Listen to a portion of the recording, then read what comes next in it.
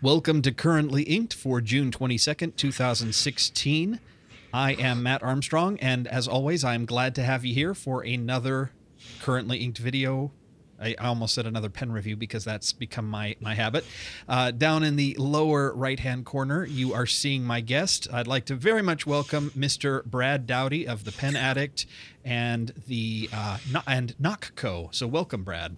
Hey Matt, how's it going? Thanks for having me. This is pretty cool. It's fun to have you here. Now, I first met Brad, let's see, back in, it was DC, wasn't it? In 2015. I think that was the first time we met, DC last year. Mm-hmm. And I've been, following his podcast and his blog for quite a while.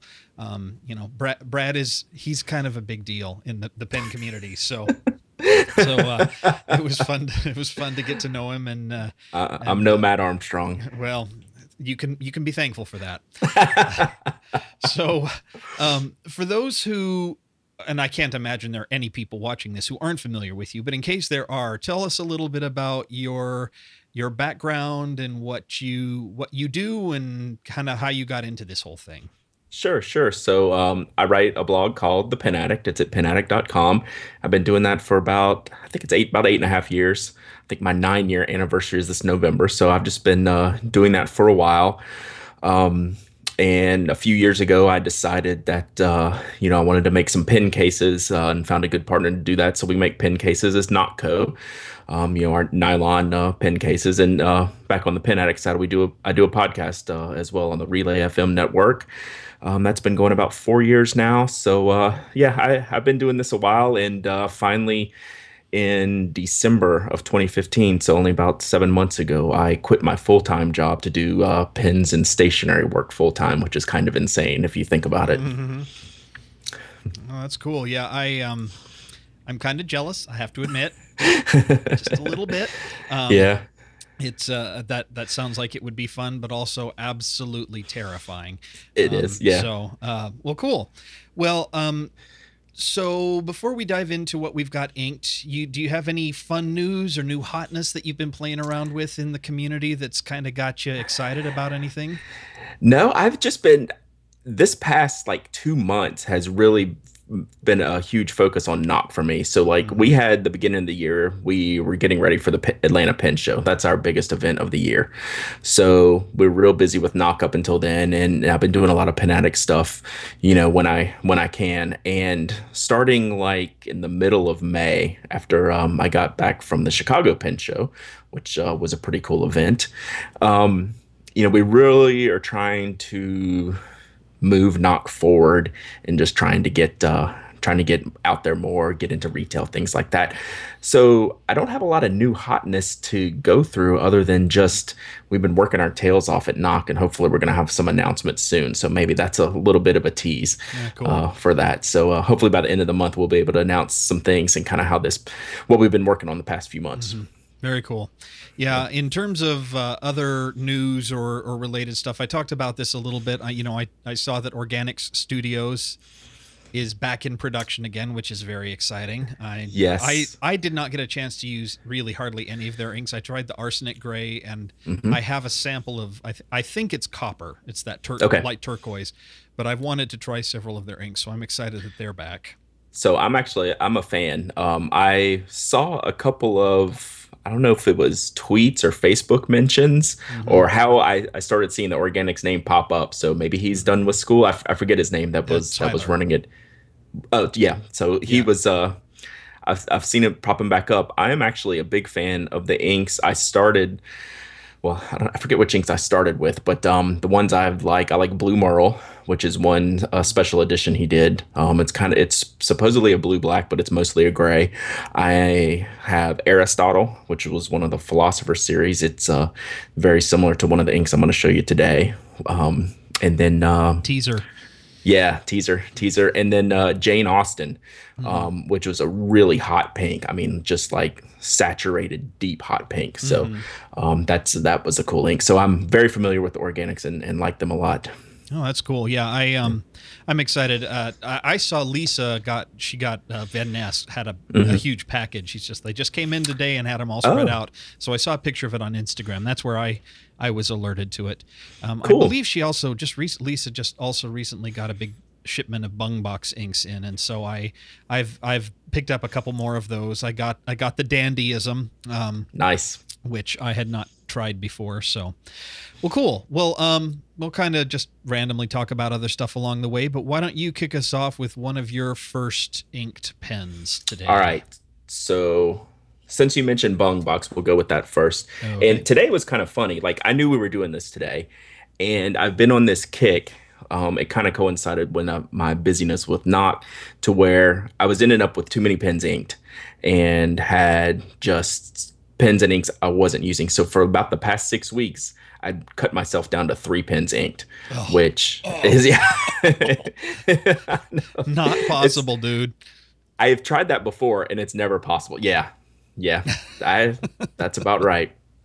So just today, and not even thinking about recording this this afternoon, I decided, well, I need to clean up two of the 3 pens that I have inked and let me ink up a few more. So I got a bunch of fresh ink going today. And the first one I inked up was a pen I haven't had inked up in a while. This is the Konid Minimalistica. So it's the smaller version that they introduced last year of their bulk filler. The Belgian brand Konid makes these. This is a Delrin barrel pen, and it's just got it's got like an O-ring cap. I just love the feeling of Delrin. I Yeah. know it's I hear it's just a pain to machine. But I love the feel of it in the hand. However they did this, the machining on this is flawless. Like there's not even a machine mark on this pen barrel anywhere. The only marks you ever get on this pen are where the O-ring inside the cap touches the barrel. But the filling system is kind of a pain. I mean, that's their feature, right? This bulk filler system. You kind of have to have the magic touch to get a good fill on it. So I end up filling it with a needle just because it's easier. I'll just syringe out of the bottle. And it has a titanium nib on it, which is very soft and flexy. It was too wide and wet when I got it. So our good friend, Mr. Mike Masuyama, put a little cursive italic grind on my titanium nib, which I didn't even know was a thing till Thomas Hall said, you need to go get that fixed. And I was like, yeah. So now it sings. And what I loaded it up with, and I don't know if this is one of the new colors you got, this is, let's see if we can get this in there. It might be too bright. I have to read this. It's the Sailor Bung Box Hamanko Fresh Mandarin Orange.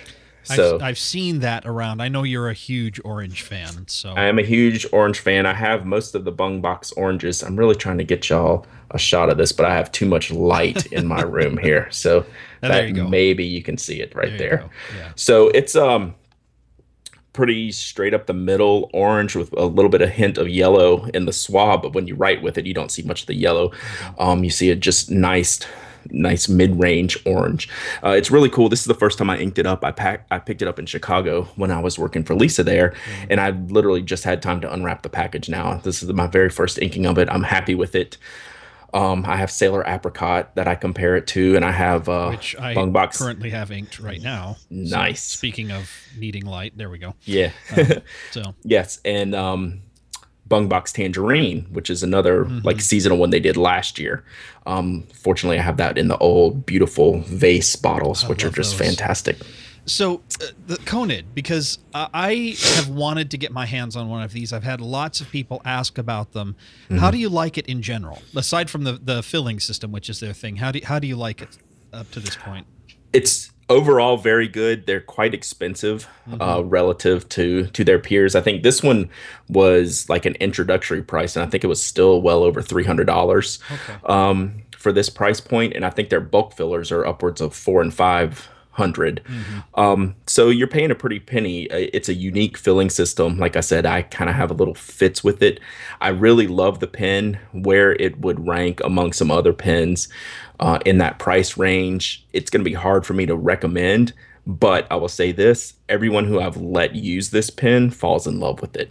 So it's one of those types of deals. You know, it's expensive to get into, but it ends up being kind of worth it because it's such a unique pen, a unique material, and people just kind of love that filling system, and the work that they do is beautiful. I mean, it's just really, really top-notch craftsmanship. And they're a small company, so these things tend to cost a little bit. One of my pen pals, Adrienne, tells me that she just adores them. I think she's got 8 of their pens. Whoa. So she spent a little bit of money on Yeah. that. So in So any case, so I've been following them since the original bulk filler, Mhm. just because that's a cool looking pen. I like the demonstrators. It was just a massive ink capacity barrel, but I think back then, this is maybe 4 or 5 years ago, it was probably a $400 or $500 pen, and I was like, I Yeah. can't justify that. So this was the opportunity for me to break in and get my first Conan. I couldn't imagine 8 of them though. Well, so I'm gonna grab one of mine now. So this is kind of a fun one. This is a Waterman's Ideal 56, which is a model size I wasn't familiar with. And so I have a cousin-in-law who I infected with the fountain pen virus. And it hit hard, and he spread it to 2 of his kids, who are, so if you're watching, Reese and Mark and Joey, I have your pen. So anyway, a family friend gave him this pen. He's like, yeah, I had this when I was in school, and it's been sitting in a drawer for 50 years. I haven't used it. So you can have it if you want it. Gave it to him for free. Wow. That's fantastic. So he didn't know what to do with it. So he gave it to me and I took it home, just put a new sack in it, polished up the nib, disassembled it, put it back together. And, we don't need to go down this road because I don't want to open a can of worms again, but vintage pens You're good at that. I promise I try not to be. That's not the goal. And in fact, I'm writing an apology post right now. But vintage pens and I in general have not gotten along really well, partially because I like larger pens. I like big pens. This is one of the largest vintage pens I've ever used. I mean, I'm going to compare it here. Here's the Pelikan M800. Oh wow! I couldn't tell how big that was compared to like the 52, which is skinnier. Well, here's the 52. Wow. So, and this was another one. The same family friend gave him this one too. So the 52 has a full flex nib in it, and I got that restored and working. And then the 56. Or 52.5V, if we're going to be technical, because people will get on my case if I'm not. And then the 56 is a semi-flex nib. Wonderful rider. I've been having a lot of fun with it. I may lose that pen before I can send it back to him. Sorry, gang. Yeah, but this is the ink I've got it inked up with. So it's I too have a light issue. Yeah. Kaweco Summer Purple. There we go. Which is a really lovely purple color. I feel like the Kaweco inks don't get a lot of attention, but they are kind of pricey for what they are. I have heard recently that they are basically the same as the old discontinued Caran d'Ache Colors of the Earth line. So this would be the same color as the Storm ink. Okay.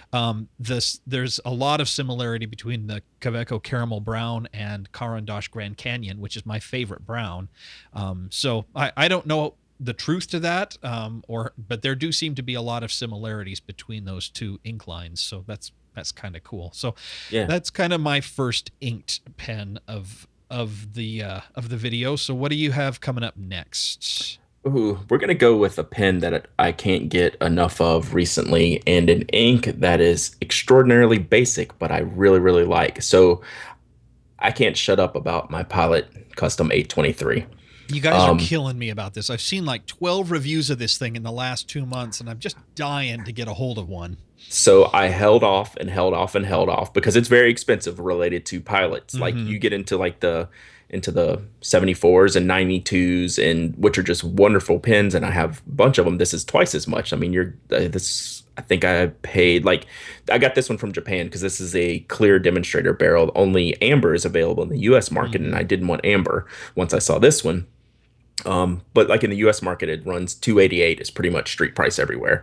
Mm-hmm. And I paid around $250, $260 or so from this one from Japan. So not much of a discount if you want to go amber, just get it from one of our favorite U.S. retailers that are so lovely to Matt and myself.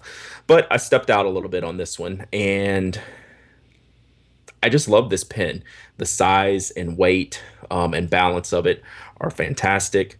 I have a fine gold nib on it that, again, Mike Masayama ground to a cursive italic because I like them fine and I like them crispy. Mm-hmm. So I have a very sharp edge on this one. That's one thing Mike does with his cursive italics. They have very, very sharp edges. If you don't like that, you are forewarned. Yeah, ask him to fix it because I Yes. don't like it, and he did fix it for me on one of mine, and it's one of the best nibs in my collection. Yeah. So he'll do what you want. Just be Yes. aware that he starts from a very crisp line on his Yeah. cursive italics. So So I take them with the crisp line and I will just micro mesh them slightly. Like I keep most of the edge, but I'll get that little pick you get sometimes if you turn it a little bit the wrong way. But what I ink let me this ask up you a with, question before you go to the ink. Let me ask you a question about the nib. I know you're generally a big fan of quite rigid nibs. How is the nib on this compared to what you normally go after? it fits right in line with any other Pilot nib I've used. And Pilot I generally find to be about medium. They're not super firm. They're not very flexy. So once I got this grind on there, it feels very stiff because I use such not I won't say very stiff.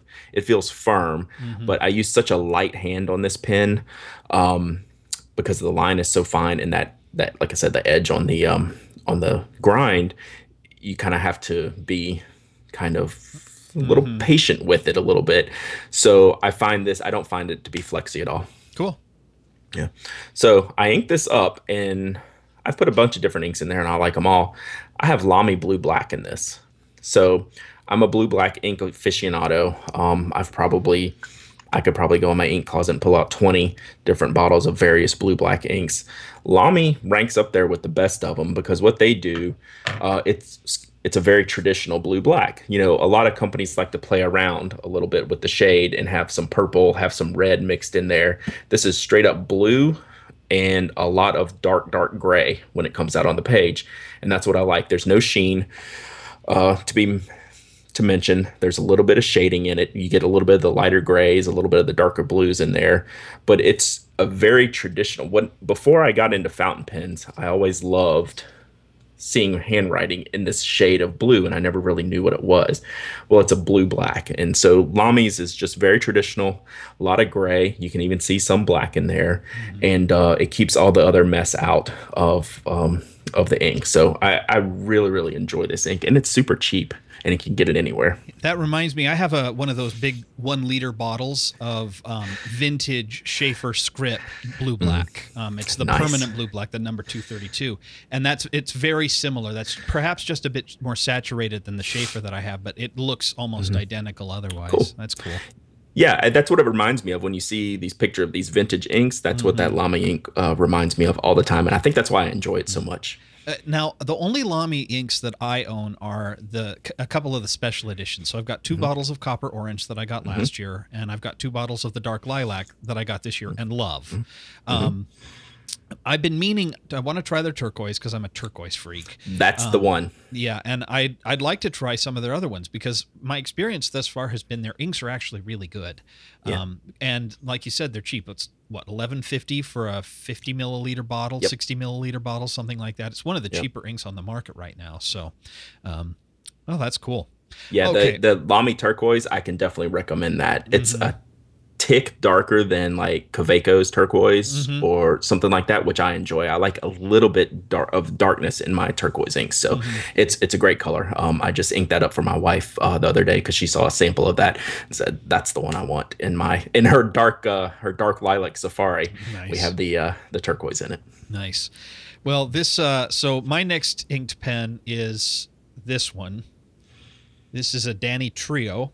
Yeah, we're gonna fight. Oh man, this pen! I tell you what, this pen. Ebonite with urushi lacquer, and it's a really unusual technique. I've not seen a lot before. I think it's called Tsugaru Nuri is the technique, and the color is Kara Nuri, which is kind of like a wine red color is the underlying base. And the way I understand they do it is they lay the base color of urushi, they put a bunch of little items and objects on it, and then they cover it with other colors. Then they sand, they pull the objects off and sand it all down and smooth it down. So that's how you get this really kind of unusual, almost organic layering of color. It is just stunning to look at, and it's probably one of the top 5 most comfortable pens in my hand. This is a pen that would have made my top 5 list, or top 5 list this year, but I haven't done a review of it yet. So the rule was you can't put it on the list until you've done the review. So but the nib on this one is their nibs are really, really soft. It's an 18 karat nib. It's almost spongy. It's so soft. It's just on the edge of being spongy, but I tell you what, this is another one that I had our good friend, Mr. Masuyama tackle, because basically he's one of the only people I let touch my pens. And he did, I mean, he just adjusted it, made it a little bit wetter and smoother. It's a medium. It's broad for a medium. But if I have an ink that can shade, this pen is just great, because the nib is soft enough that on every single downstroke, I get just that little bit of tine spreading, that little bit of extra ink that really puddles and pools and makes it lovely. Yeah. So this is, I often find myself putting, Alt Goldgrün, the Rohrer and Klingner, or any of those kind of lighter inks that generally, turquoises love this pen, that generally don't like a dry pen. That's one of the wet pens, and this is the pen in which I put my it's upside down, but my Sailor Gentle Apricot, however you say it. Sorry. Yeah. I'm not used to working backwards. I need to do a little bit of Muppeteer training, because I'm not used to working backwards with the camera. But this is the discontinued Sailor ink that has become something of a unicorn out there in the world. Yeah. I like it. I'm not crazy about it, though.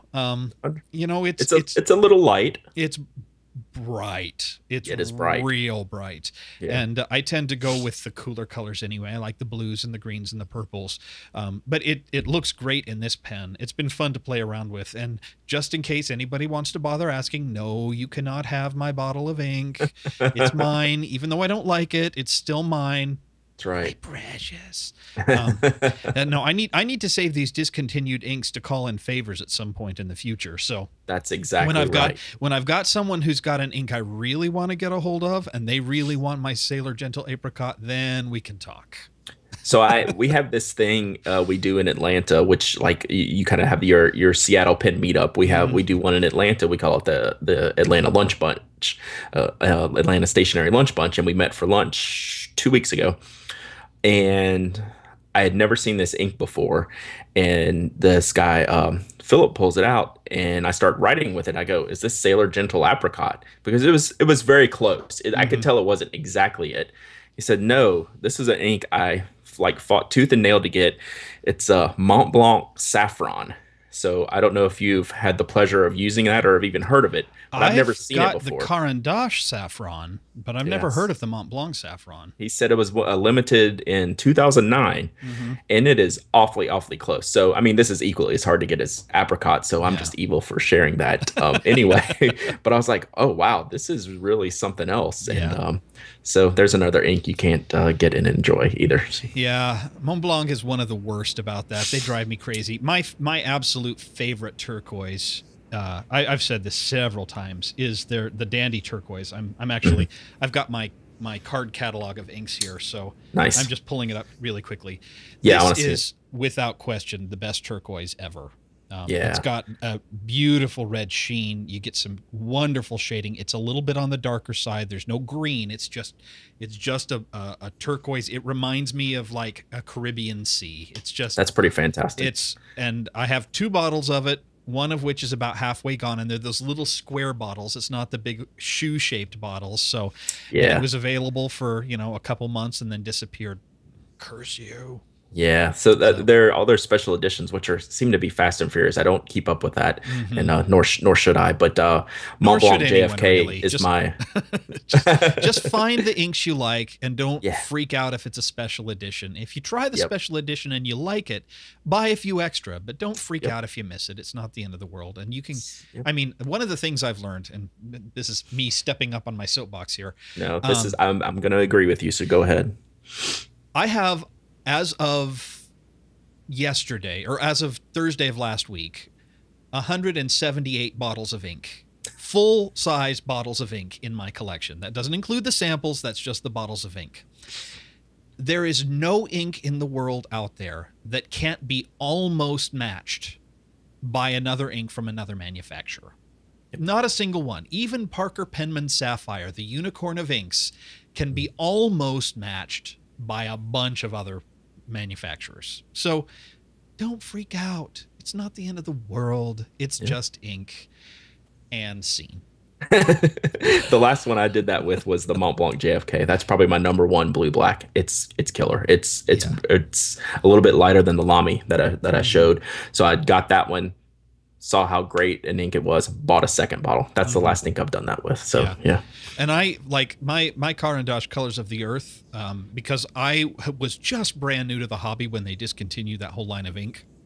So back then I was still in the I've got to get it while it's still around phase of things. And so I went to the University of Washington bookstore, and they carried Caran d'Ache, and I bought 10 or 12 bottles of ink. I basically bought the rest of their Caran d'Ache stock out.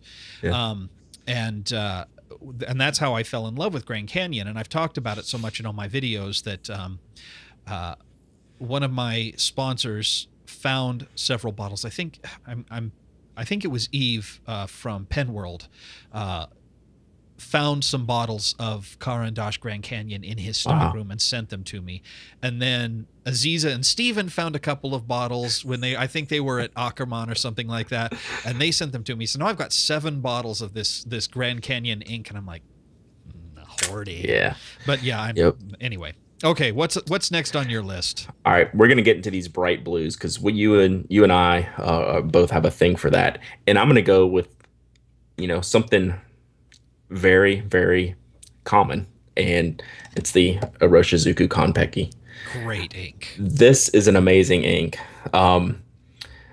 What I use it the most for, and I'll show you the pen I have it inked up in here in just a second because it's quite a number. I was gonna hold that till after this, but this, when I get into my extra crazy fine nibs, that's my favorite. I don't use blue, black, any kind of standard ink, red, green. Nothing looks as good in one of my teeny tiny extra fine nibs as Konpeki. That said, when you blow it up into a medium stub nib, which is what I have it inked up in right now, it sings. It's just a wonderful ink to write with. It's wonderful maintenance on it. It's just easy to clean, easy to use, looks stunning. Any pen, any paper, anywhere. But I got a special pen that I just inked up today, and I bought it from our good online friend Michelle Leung, Mishi Chow. Oh yeah, on the Instagrams. We have the Pink Candy Edison Menlo. Nice. I wish my lighting was better because this thing is stunning. I cannot believe she gave that thing up. Yep. So she was going for another Grail pen, which I don't know what. So she had a few to sell. I saw this one and I had to have it. Once I saw the ink window in it, I'm a fan of ink windows. Yeah. And it's just an eyedropper Menlo. It doesn't have the mechanics in it, which is great. I have one of those. I'm good with one of those. They're a pain in the ass to clean. Oop, I don't know if I can cuss on this, but I did. So I just like the eyedropper Menlos. Yeah. And because I like the shape. It's like, I have a common theme here. Like the 823 is very much that shape. Yeah. So that's just a shape that fits my hand well. But this is a Pink Candy acrylic. It's kind of see-through, so you can see a little bit of purple where the blue is coming through the pink colors there. And I have a medium stub nib in this one. And yeah, this is a perfect matchup. I like the cotton candy styles, like pink and blue. I compare that up together. Red and blue, like a 3D colors, like a red and I just like the really bright colors, I guess, which is why I like orange ink. So this is a new one for me, a new favorite of mine. Love it. So very cool. All right. Well, I think my last pen for the video is it's been so long since I've inked this up. I use it all the time. But it's the Mont Blanc 149. I got this pen real early on in my collecting days. And I liked it. I didn't know a lot about Mont Blanc and I'm going to exaggerate it because everybody is always correcting me about the Yeah. pronunciations. Yeah, that's a rough one for me too. Mont Blanc, as I as I like to say, just out of vindictiveness. I liked it, but I'm not a big fan of black pens. They just don't do it for me. I understand that some people really like that kind of quiet, understated look.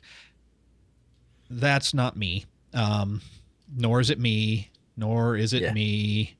Nor is it me. It's like I don't do quiet and understated in my life or in my pens.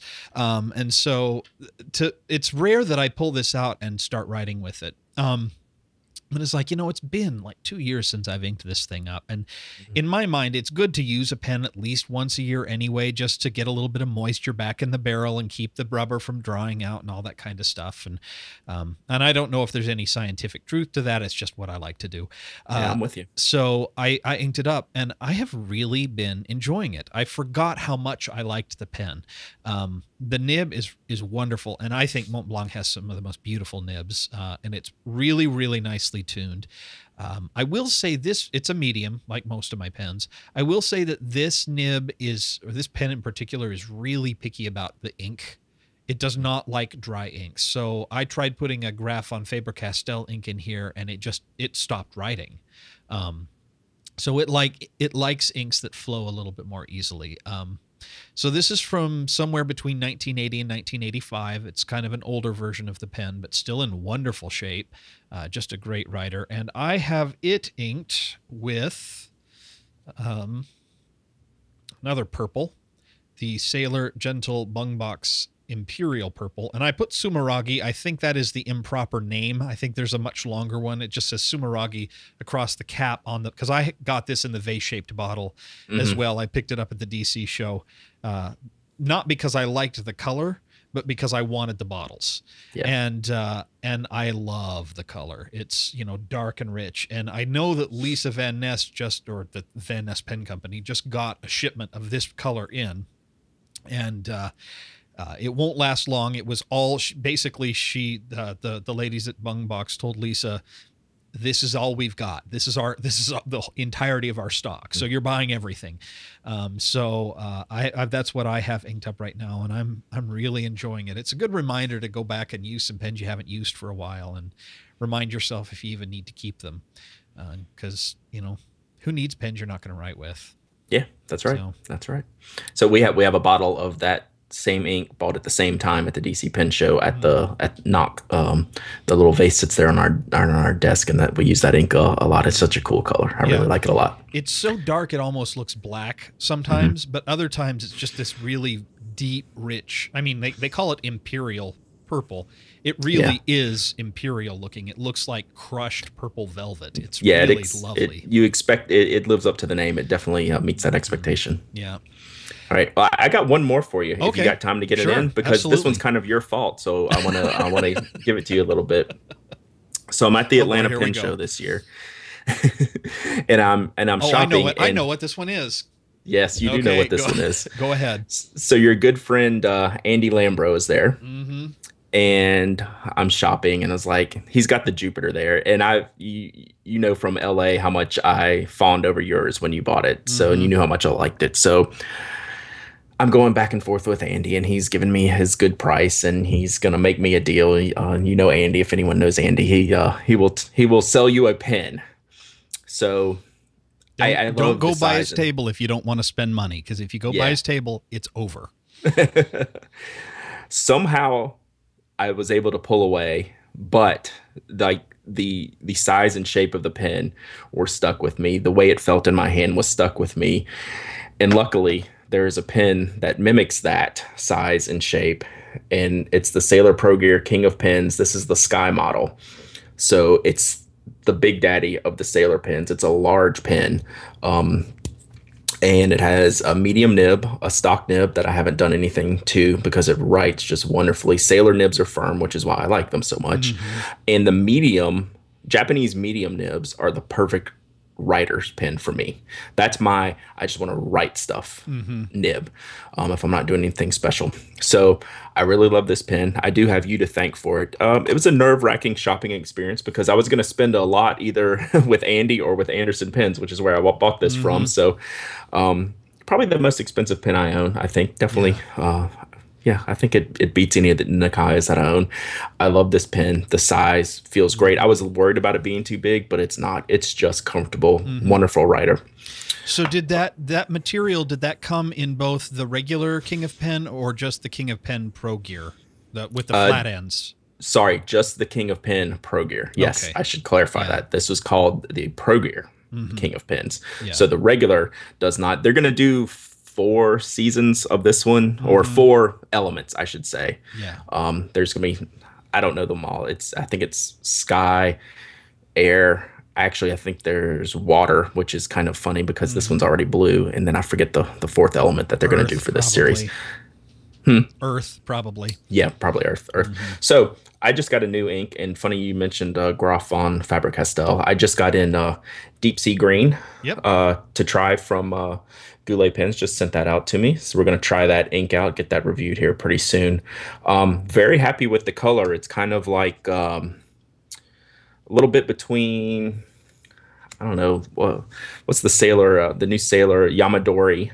Sailor Yamadori. It's like if Sailor Yamadori and Iroshizuku Tsukiyo kind of got together and mixed up. It's a greenish blue, a little bit more green, a little bit of shading. It's very pleasant to write with.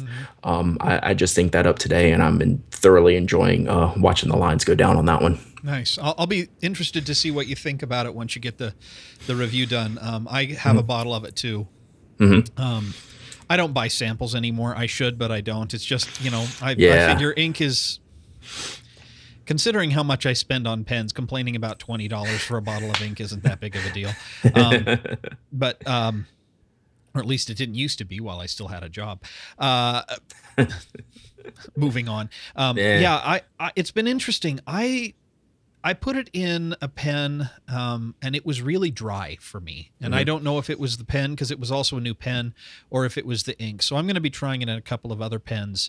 I like the color. It is a little less saturated, I feel, than either Tsukiyo or Yamadori. Definitely less saturated than Yamadori. Which I don't mind. There's certainly a time and a place for everything. But it's an interesting color. And I'm glad that Graf von Faber-Castell is continuing to add to their line, because frankly, most of the current inks in their line, I'm just not that impressed with. I love their moss green. I really, really like the hazelnut brown. I like the deep sea green, but the rest of them, I'm like, eh. Yeah. So this is my first one. So I've been anxious to kind of try them, and it's taken me so long, I think, because I haven't been completely enamored with anything else.